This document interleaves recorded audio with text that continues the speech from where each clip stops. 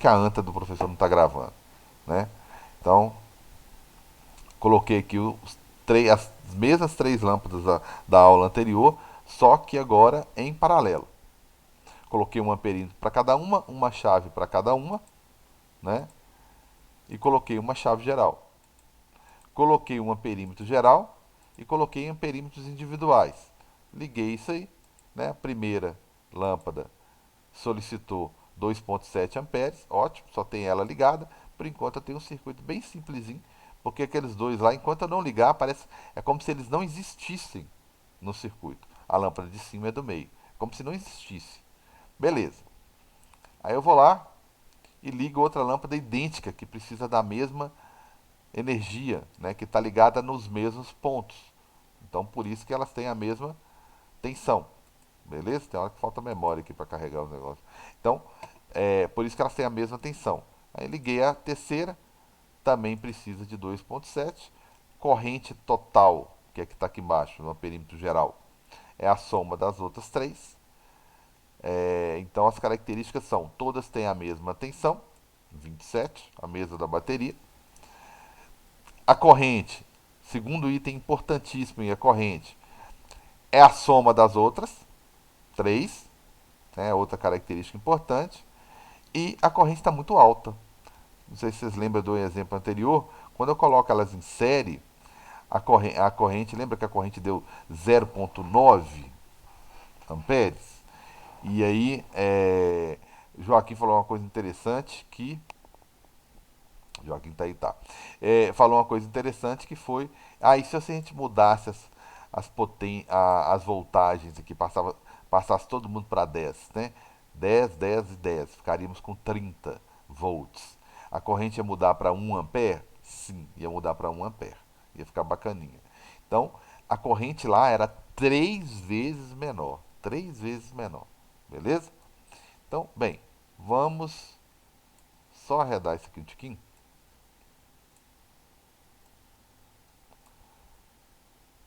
Tá? Vou tentar achar um circuito equivalente a esse aqui. Depois, obviamente, que eu mostro, né? Tá aqui, atenção, tá? Ponto 7 lá. Deixa eu guardar o meu voltímetro. Então, eu quero achar agora um circuito que eu coloque uma única lâmpada, tá? Eu vou fazer isso depois, as continhas lá. Mas onde eu coloque uma única lâmpada, tá ok? E que eu tenha a mesma corrente. Então, um circuito que eu tenha uma bateria que apresente a mesma potência das outras, ou seja, 27, tá certo? Vou ter que colocar um amperímetro aqui do lado, né? Lógico. E eu tenho que colocar uma única lâmpada aqui, uma única lâmpada, que com ela eu tenha o mesmo efeito das outras três lá de cima. Então, vou até colocar aqui, ó, o paralelo pode ser assim, ó. Não, isso aqui agora vai ser uma lâmpada só, né? Então vai ser em série. Então vou fazer bem simples agora, tá, gente? Opa, eu fiz coisa errada aqui.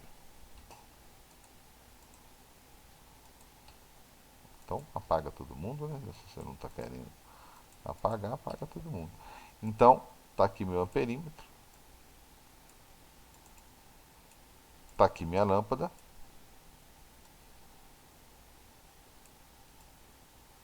E eu quero um circuito bem simples, tá? Só que esse aqui não serve, tá? Esse que eu acabei de fazer aqui não serve. Eu quero um que tenha uma corrente de 8,1, tá beleza? Tenha uma única lâmpada que seja equivalente àquelas três. E quando eu acertar o valor certinho aqui, ó, né? Automaticamente vai passar a corrente total de 8,1. Eu estou resumindo o circuito aqui. Gente, o que eu faço com a resistência dessa lâmpada para que essa corrente aumente até chegar nesse valor aí de 8,1? O que eu tenho que fazer aí, galera? O que eu faço com essa resistência dessa lâmpadazinha aqui, ó, do circuito do lado? Eu aumento ou diminuo, né? Para que ela tenha a mesma equivalência, ela seja igual ao circuito grandão aqui, ó. Ou seja, que no amperímetro aqui, ó, que está passando 2,7, passe 8,1. Ou seja, que a corrente, o que eu faço para essa corrente aumentar 3 vezes? O que eu faço para essa Tem que corrente aumentar diminuir, 3 vezes? Oi? tem que diminuir a resistência Quanto? 3 vezes mesmo. 3 vezes. Tá certo? Eu tenho que diminuir ela 3 vezes. Ela vai ficar 10 dividido por 3, 3,3. É lógico que tem que ter uma aproximaçãozinha aqui. 3,3. Arredondando aí. Entre 3,3, né? Aproximadamente aí, né? O mais próximo que eu cheguei. Consegui. Eu reduzi, dividi por 3 a resistência. A corrente triplicou, ó, né? Praticamente. Triplicou. Mesma voltagem, corrente triplicou, dividi por 3 ficou 3 vezes mais fácil aos elétricos de desespero que eles arrumaram aqui para poder passar. Eu tripliquei a corrente.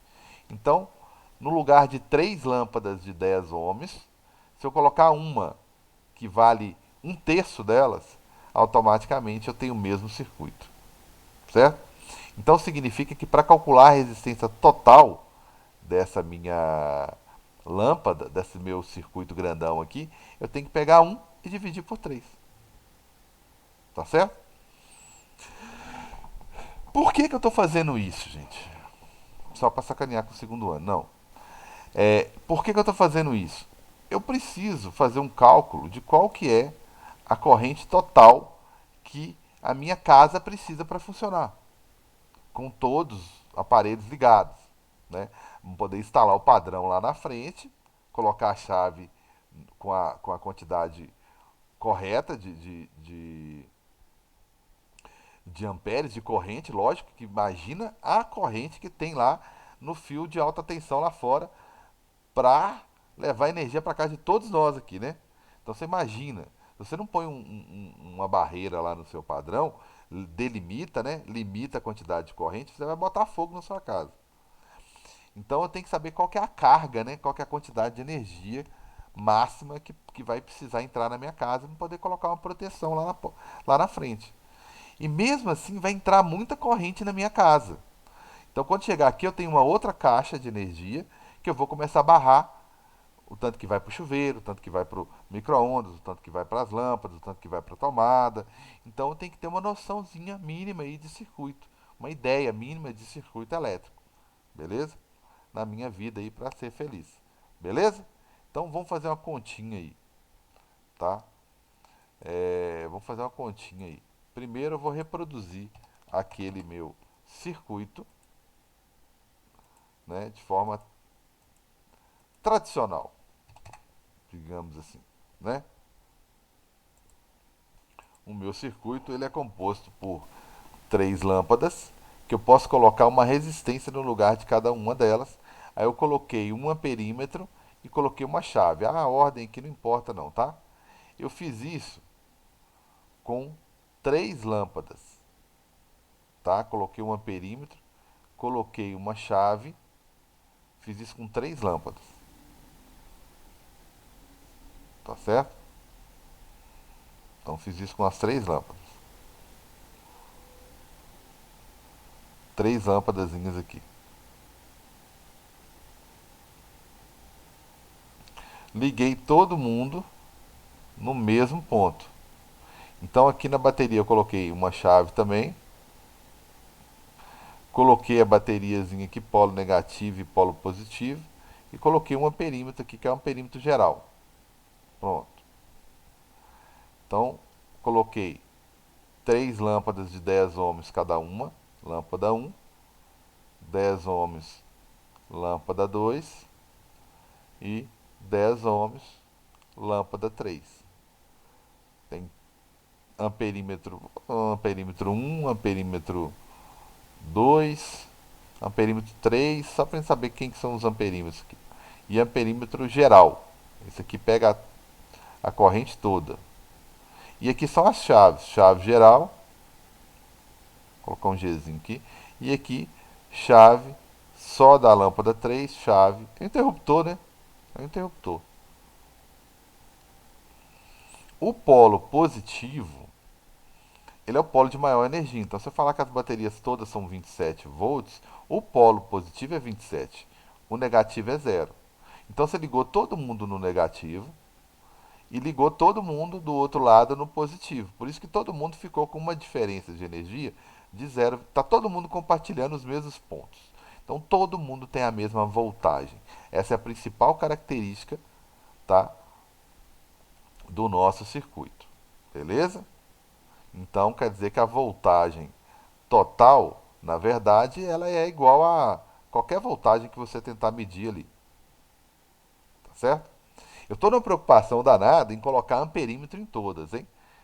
Eu não estou preocupado ainda em colocar voltímetro, porque o voltímetro ele não fica no meio do caminho. Se eu colocar um voltímetro aqui no meio do caminho, igual eu coloco o amperímetro, o voltímetro, qual que é a característica do amperímetro? Tem uma resistência que tende a zero. Vou exagerar, vou colocar aqui que é zero. Na prática, a prática não é não, mas a gente vai considerar que é zero. E o voltímetro, ele é o contrário. Voltímetro, ele é o contrário. Não pode passar corrente dentro dele. Então a resistência dele é infinita. Lógico que não é, né? Mas é muito grande, tá? Mas é 1 milhão, 10 milhões de ohms, né? Infinito para nós é isso. Comparado com 10, colocar 1 milhão de ohms aqui para nós é infinito, tá? Então ele é uma barreira, ele é uma muralha, a muralha da China. Eu gosto de pensar, se eu botar um voltímetro aqui no meio do caminho, acabou a brincadeira. Não tem circuito funcionando, beleza? Então o voltímetro é uma coisa que eu ponho do lado, tá? Ou seja, eu Ô, quero saber. Carlos. Fala, amigão. Desculpa me interromper, o para-raio funciona como um voltímetro?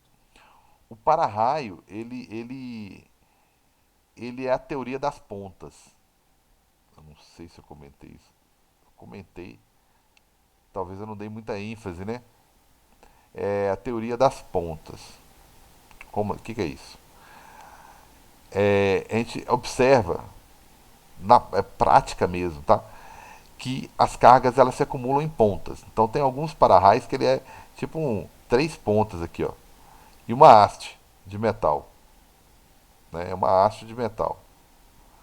Então, esse aqui seria o para-raio, todo de metal. Por quê? É, na prática, nós observamos que as cargas elas têm uma capacidade, uma característica de armazenar nas pontas. Então, qualquer metal que você colocar no tempo aí, ó, ele vai criar cargas nas pontas. Então, quando. E aí, o que eu faço? Ele, inclusive, nem pode ter muita resistência, não. O cabo que desce para a terra, né, na verdade, você está tentando tirar a descarga elétrica do chão da casa, das paredes, né, para não matar ninguém. O colégio, os bancos do centro de Diamantina, eles têm vários para-raios, na verdade. Tem o telhado, né? No telhado eles colocam vários para-raios, né? A cada não sei quantos metros lá, eles colocam um para-raio, que é o que a gente chama de gaiola de falha. Às vezes é só uma hastezinha assim. E cada um deles tem um cabo descendo para o chão, né? Que isso aqui, quando eles espalham, como tem no colégio, no Banco do Brasil, Caixa Econômica, eles espalham esse para-raio e vai descendo os cabos para o chão, para a terra. Porque você quer, obviamente, tirar aquela descarga elétrica da estrutura e mandar para o chão. Então, quando você manda para o chão, você aterra isso aqui, tem um aterramento especial que você faz. Então, esses cabos aqui, ó, de condução, né, tem que ser cabos de área, diâmetro muito grande, né, para dar vazão. Imagina a corrente elétrica que não vai descer num raio desse aí, tá certo? É uma corrente absurda. Então, tem que ter vazão. Então, por que que você Ô, põe. Carlos, Fala, amigão. por exemplo, quando cai raio assim em cima de casa e tal, ou em antena, a energia não tende a dissipar em toda a casa, não, por exemplo? Passar em todas as correntes elétricas, não? Numa estrutura sem proteção, sem para-raio, sim. Né? Se cair um raio, além de fazer um estrago danado, ele vai espalhar na casa toda. Ele vai espalhar para a casa toda. Certo? E tende a queimar a maioria dos A aparelhos. maioria dos aparelhos. Tanto que quando cai na rede elétrica próximo da sua casa e a rede das operadoras, né, de energia, elas têm aterramento. Então o pessoal, não vou ficar morar perto, né, tem um bairro aqui que é perto de uma estação, perto de umas torres de, não vou morar perto não que é perigoso, não, É o pelo Jardim contrário. Imperial. É, pelo contrário. Você está protegido ali. Se cair um raio ali, vai cair na rede. Por que vai cair na rede? Ela está trabalhando como se fosse um para-raio. Primeiro que ela está energizada. Então, o raio não. E ela está mais alta do que sua casa. Né? Ela está mais alta do que sua casa. Então, o raio vai ser atraído pela estrutura metálica ou pela rede da CEMIG. Né? Ela tem uma rede que é capaz de absorver essa energia e ela também tem aterramento, ela também aterra para absorver o excesso. Tanto que se acontecer alguma coisa de queimar aparelho na sua casa, você vai ter uma dorzinha de cabeça aí de acionar a CEMIG, mas ela vai te sanar, ela vai cobrir seus prejuízos. Né? Porque é a obrigação dela te proteger de descargas elétricas da rua para dentro da sua casa. Da rede elétrica para dentro da sua casa, obviamente. Né? Não o contrário, caso caia na sua casa o raio, né, ela não tem responsabilidade nenhuma, né, lógico. Então, se você não tem uma estrutura como essa daqui, ou não tem uma estrutura muito próxima de você, porque se tem um para-raio muito próximo de você, né, ou a rede elétrica muito próxima de você, vai cair na rede elétrica. Né? Então, vai espalhar na casa sim. Vai. Cair um raio numa casa, é muito difícil salvar alguém. Né, que a descarga elétrica é muito grande mesmo. Se você não tem uma estrutura como essa daqui, né, que é o que a gente chama de gaiola de Faraday, quando você põe um só, para-raio normal. Quando você põe vários, né, em torno do objeto, você vai criando uma gaiola de Faraday. Né? Por que a gente fala de gaiola? Porque tem os cabos que descem para o chão e tem os cabos que vão ligando aqui, ó. Então você praticamente você blinda a sua casa toda. Isso aqui é uma blindagem. Ô, Carlos, Blindagem eu falei, pode falar, amigão. no caso, se a casa tiver tipo uma antena de televisão, que vai servir não é para um para-raio, não vai É, não? pois é, ela vai servir como um para-raio, entre aspas, né? Ela provavelmente é o ponto mais alto onde o raio vai bater. Mas como ela não tem um cabeamento para absorver isso aí, ela vai espalhar na própria estrutura de concreto mesmo da casa. Né? Porque o cabinho que desce ali nem compara com os cabos de aço que descem aqui. Ó. Então ele não consegue absorver a energia toda e vai espalhar na sua casa. É lógico que a parte elétrica ali vai ser a primeira, né? Porque você já caiu direto na antena, né? Então ela vai servir como um mini para-raio ali. Mas a quantidade de energia é muito grande. Vai sobrar muita energia para a estrutura que não tem proteção nenhuma. Beleza? Joaquim, beleza? Você tinha Tranquilo. perguntado antes também. Miguel falou que tá ok. Joaquim, beleza? Tranquilo? Beleza, Carlos. Bem, então, essa estrutura, sem dúvida nenhuma, o aterramento que a gente faz na casa da gente, né? As tomadas hoje em dia, né? São todas com aterramento. Que isso? Né? Tem dois pinos ali. Né? Ali são dois pinos. Três pinos, né? Dois pinos. Vou até colocar o terceiro oficialmente aqui como verde, né? Que esse aqui é um aterramento, né? Um aterramento. Ele funciona, é como assim, a ideia dele é semelhante à de um para-raio, só que é para uma leve sobrecarga, né? Uma correntezinha ali que passa um pouquinho do ponto para evitar um curto-circuito na sua casa, algum equipamentozinho simplesinho ali queimar por causa de uma correntezinha um pouquinho mais elevada, né? Ele não te protege. Ele é aterrado lá na sua casa? Ele é puxado e aterrado lá no padrão é feito um aterramento. Por isso que eu falo que a ideia dele é semelhante a de um para-raio.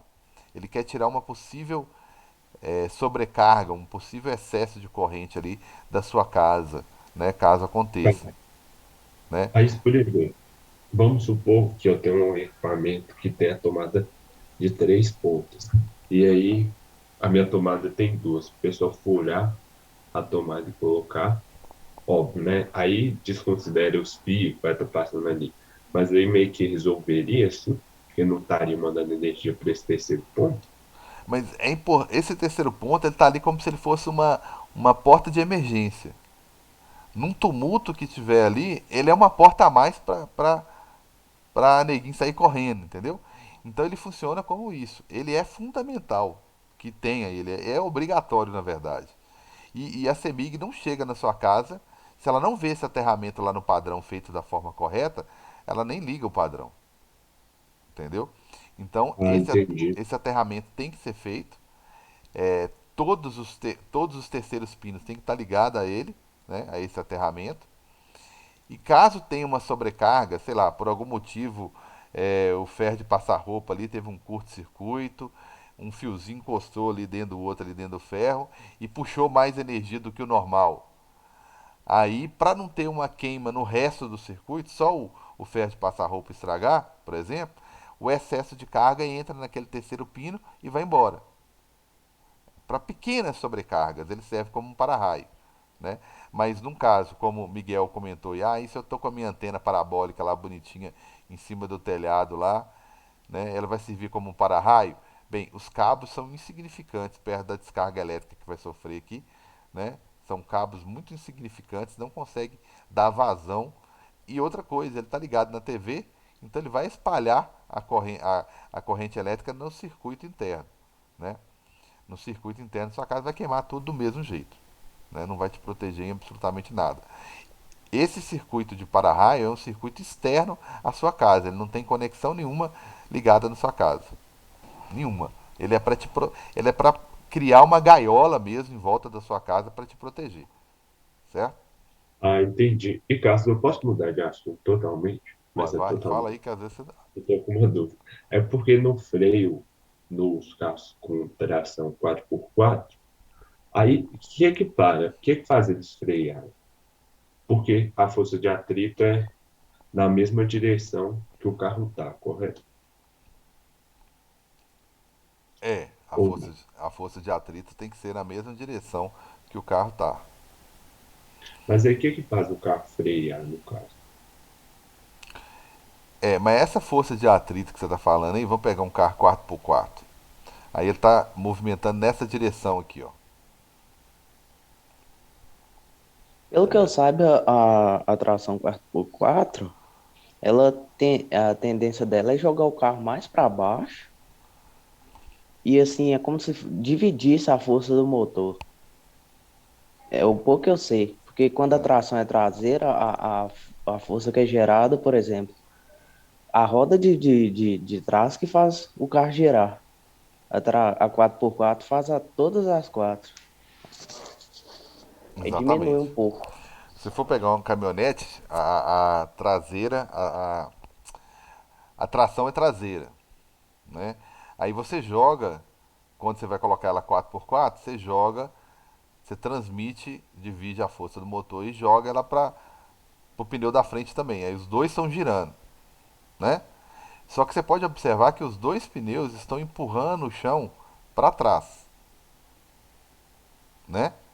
Os dois pneus. Isso aqui seria a força aplicada pelo carro, digamos assim, né? Então tá aqui, ó. De elétrica nós vamos para um outro mundo, né? Então essa aqui é a força aplicada, certo? O pneu está empurrando o chão para trás. Por isso que você falou que aí que o chão vai fazer? Ele vai te jogar para frente. Então a força que o chão faz para você andar, você poder. Isso quando a gente está andando, caminhando mesmo, é a mesma coisa que acontece. Então nesse caso aqui a força de atrito, ela que está te jogando para frente, né? Você empurra o chão para Ah, ele te empurrar, tá. né? Aí o que acontece? Você empurra o chão, o chão te empurra. Por isso que você vai na mesma direção aqui da velocidade. Por isso que o atrito é na mesma direção. Aí veio sua pergunta, né? Uai, então como é que ele faz para parar? Bem, quando ele for parar, né? Ele vai parar de impulsionar o carro para frente, parar de empurrar o chão para trás, né? E quando ele travar o pé nos freios aqui, o atrito vai ser em sentido contrário. Vai deixar de existir esse atrito aqui. Você vai pisar no freio e no que você vai pisar no freio vai ter uma força de atrito contrária. Então deixa eu colocar uma segunda situação aqui. Vou colocar um pouco mais acima. Atrito é encostado aqui, né? É no chão. Então só para não, vou colocar aqui. Então quando você pisasse no freio, né, se o freio está acionando as quatro rodas, você vai pegar um atrito contrário. Contrário ao movimento aqui, ó.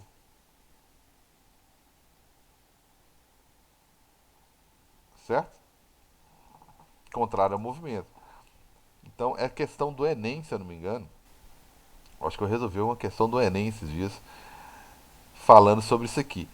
Porque quando a gente fala que o atrito está no mesmo sentido da velocidade, você fala assim, ué, como é que o chão está fazendo a força? Como é que eu vou parar então? Dá esse nó mesmo. Como é que eu vou parar então? Como é que o negócio funciona? Então a questão do Enem queria justamente ver se você pegava isso aí.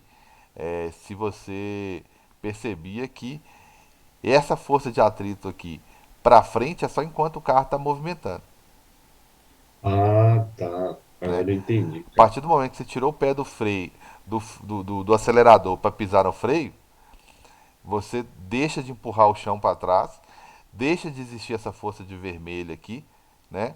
E vai passar a atuar só o atrito contrário, que é a resistência da superfície contra o seu movimento mesmo. Só de você parar de acelerar já surge uma força contrária, do vento, inclusive, né? Até mesmo do vento. Já tinha antes, né? Mas agora ela não tem a força do motor.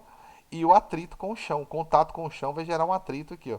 Automaticamente. Só você tirar o pé do acelerador já tem uma força de atrito. Quando você pisar no freio, que você empurrar o chão para frente, ele vai te empurrar mais ainda para trás. Então o Ah, atrito, quem define a direção e o sentido do atrito é você, né? O carro. Né? Quando você pisar no freio aqui, você vai fazer o contrário. Você vai empurrar o chão para frente e o chão vai te empurrar para trás. Né? Imagina você tentando frear, né? Botando a mão na frente assim. Você tá empurrando o chão para frente para ele te empurrar para trás. Beleza? beleza. Obrigado, cara. Foi Aí, mal ter aí eu fugido. fui trocar os Bom, pneus, eu já vi muito acidente acontecer assim. Eu fui trocar os pneus, aí você vê, dá vontade de ser intrometido e chegar e quando a pessoa fala assim, eu vou botar os pneus novos na onde? Na frente ou atrás? Né? Dá vontade de dar um de intrometido e falar assim, eu posso falar? Dar a minha opinião? Bem, Aí, e eu acho que é traseira, né? Se a tração do carro for traseira. pois é, e na onde que está o peso do carro? O motor está aqui, ó, né? Já tem um peso aqui, ó. Já tem uma força-peso considerável aqui na frente, empurrando o pneu para baixo, que já está fazendo ele aderir mais ao chão, certo? Tudo bem, eu concordo, Miguel, com você, né? Que tem a nossa atração aqui, é um pneu que gasta mais. Mas pensando em atrito, sem sair do assunto do atrito aqui, né? Eu vou ter que concluir essa parte aqui de elétrica depois, tá? Pensando nessa questão, é, pensando nessa questão do atrito aqui, o que acontece?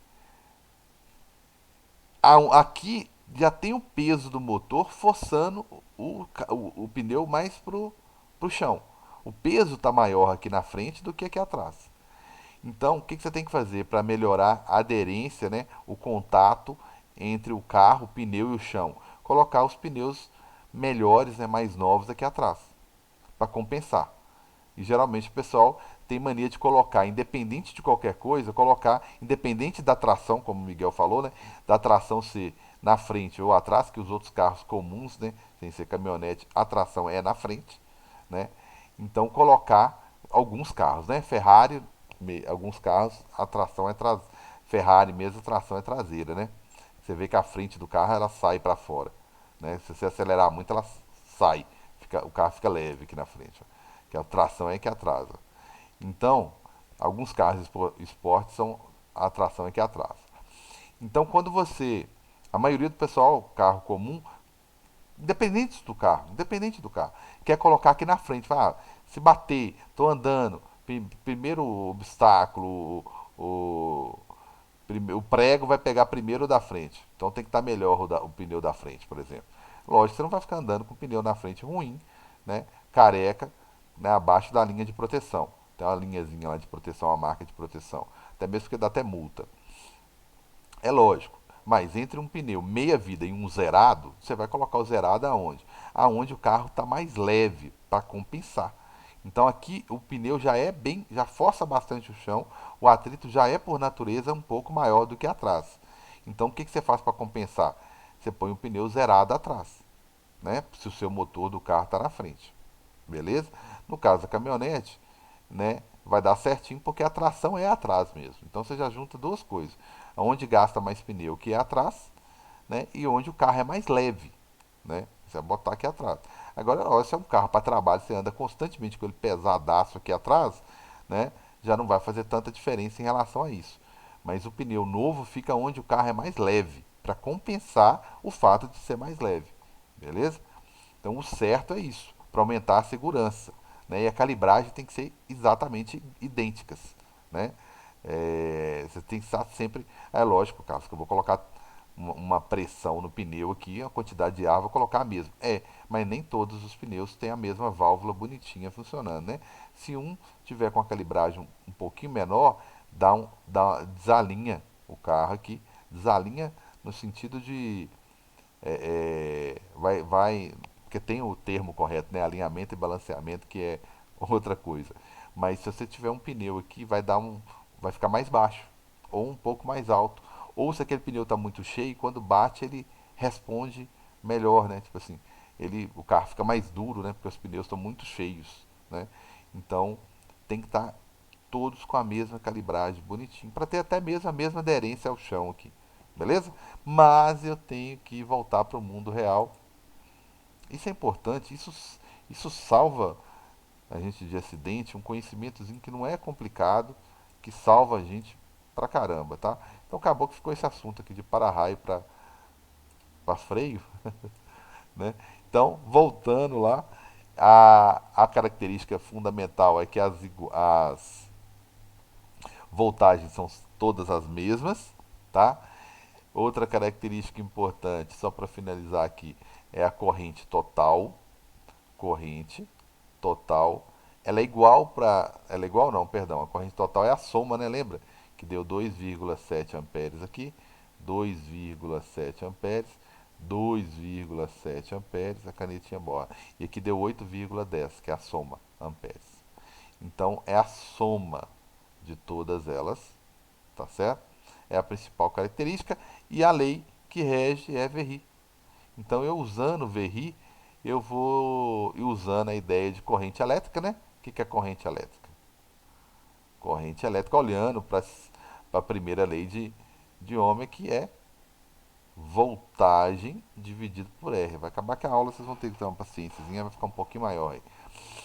Então, vamos pegar isso aqui, vamos substituir nessa daqui, eu sempre substituo nessa que é a soma.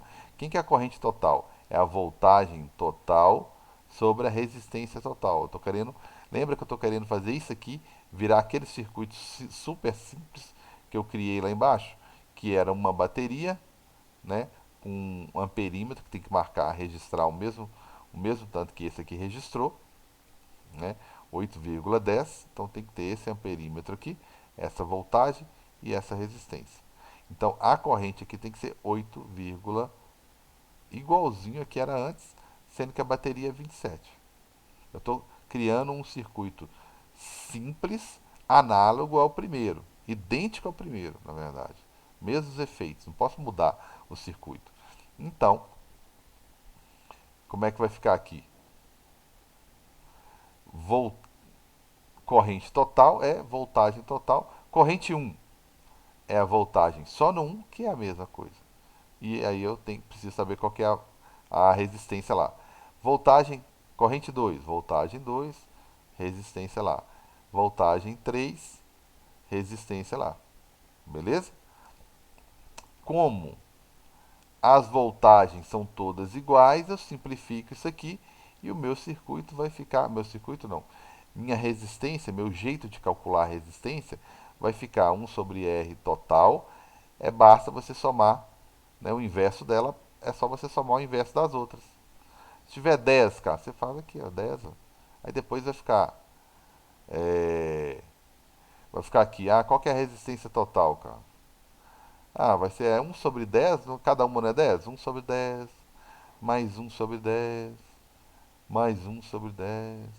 Aí você tira o mínimo, que é 10. E 10 dividido por 10 vai dar 1. Aí você vai somando lá, tudo bonitinho. Vai chegar no final, né? Como é que vai estar a sua resistência aí? Nossa senhora, que tristeza, hein? Deixa eu jogar isso aqui pra cá. Você já sabe que ele tem um S de simples, né? Aí, quanto que vai dar aqui? Vai ficar 3, né? Sobre 10. Aí a minha resistência vai ficar 1 sobre R total, né? Igual a 3 sobre 10. Ou você multiplica cruzado, ou você inverte os dois lados. Vai ficar RT, que é igual a 10. Tá vendo por que eu dividi por 3? Tá vendo por que eu coloquei uma resistência só, valendo 3,33, no lugar daquelas 3, né, que valiam 10? Né? Porque, no final das contas, quando elas são iguais, né, gente? É lógico. Quando elas são iguais, você divide por 3. É um macete. Aí se tiver só essas duas aqui de cima, Carlos, iguais, aí você pega as duas, divide por 2, aí depois você faz ela. Eu prefiro ir simplificando para depois dar uma continha menor aqui no final, tá? Mas essa daqui é a forma correta de resolver. Aí depois, na próxima aula, eu vou dar uns macetezinhos. Quando elas são todas iguais, você quer calcular, basta pegar uma e dividir pelo tanto que tem iguais, né? Aqui no caso tinha 3 iguais. Beleza? Então, o meu circuito aqui, você viu que basta. Então, a resistência, quando você liga as coisas em paralelo, ela diminui. Claro que ela diminui. Ela diminui para a corrente aumentar e você consumir mais energia, né, na sua casa. Então, quando você liga qualquer coisa na sua casa, a resistência cai. Porque tudo que você liga na sua casa passa a ser tá ligado em paralelo. Então você ligou uma lâmpada só, tá aqui, beleza. Duas lâmpadas, já tá. Mais um circuito em paralelo. Ó. Automaticamente, quando você liga duas coisas em paralelo, a resistência já cai. Ó. Eu liguei as 3 lâmpadas, cara. Então, beleza, já dividiu por. Resistência diminuiu mais ainda. Liguei 4 lâmpadas. Dividiu por 4. Tá certo? Então a resistência vai só diminuindo. E a corrente o quê? 2 vezes maior, 3 vezes maior, 4 vezes maior e assim por diante, porque é a corrente que você vai pagar para a empresa. Tranquilos? Beleza? Próxima aula a gente vê mais, né?